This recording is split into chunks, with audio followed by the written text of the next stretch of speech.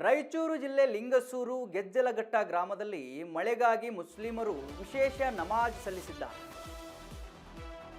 ಮಳೆಗಾಗಿ ಮುಸ್ಲಿಮರಿಂದ ವಿಶೇಷ ನಮಾಜ್ ಸಲ್ಲಿಕೆ ಆಗಿದೆ. ರಾಯಚೂರು ಜಿಲ್ಲೆ ಲಿಂಗಸೂರು ತಾಲೂಕಿನಲ್ಲಿ ವಿಶೇಷ ಪ್ರಾರ್ಥನೆ ಮಾಡಲಾಗಿದೆ. ಮಳೆಗಾಗಿ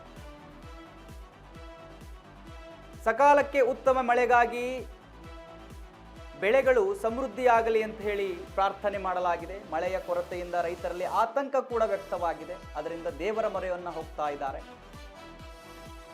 ಕೃಷಿ ಕಾರ್ಯಗಳಿಗೆ ಮಳೆ ಅಡ್ಡಿಯಾಗುವ ಸಾಧ್ಯತೆ ಹಿನ್ನೆಲೆಯಲ್ಲಿ ದೇವರ ಮೊರೆಯನ್ನು ಹೋಗಿದ್ದಾರೆ ಅಲ್ಲಿನ ಜನಗಳು. ಸಮುದಾಯದ ಹಿರಿಯರು ಹಾಗೂ ಬಾಂಧವರು ಸೇರಿ ನಮಾಜ್ ಮಾಡಿದ್ದಾರೆ.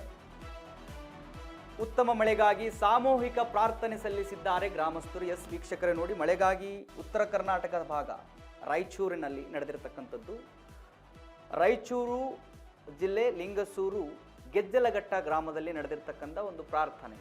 ಗ್ರಾಮಗಳಲ್ಲಿ ವಿಶೇಷವಾಗಿ ಅಲ್ಲನಿಗೆ ಪ್ರಾರ್ಥನೆ ಮಾಡಲಾಗಿದೆ, ನಮಾಜ್ ಸಲ್ಲಿಸಲಾಗಿದೆ. ಮಳೆಯ ಕೊರತೆ ಇಲ್ಲದಂತೆ ನೋಡಿಕೋ, ಬೆಳೆಗಳಿಗೆ ಸೂಕ್ತ ನೀರು ಬರುವಂತೆ ಆಗಲಿ ಅಂಥೇಳಿ ವಿಶೇಷವಾಗಿ ಸಾಮೂಹಿಕ ನಮಾಜನ್ನು ಮಾಡಿ ಪ್ರಾರ್ಥನೆಯನ್ನು ಸಲ್ಲಿಕೆ ಮಾಡಲಾಗಿದೆ. ನೀವು ದೃಶ್ಯದಲ್ಲಿ ಗಮನಿಸ್ತಾ ಇದ್ದೀರಿ ಯಾವ ರೀತಿ ಮುಸ್ಲಿಂ ಬಾಂಧವರು ನಮಾಜನ್ನು ಸಲ್ಲಿಕೆ ಮಾಡಿದ್ದಾರೆ ಅಂತ ಹೇಳಿ.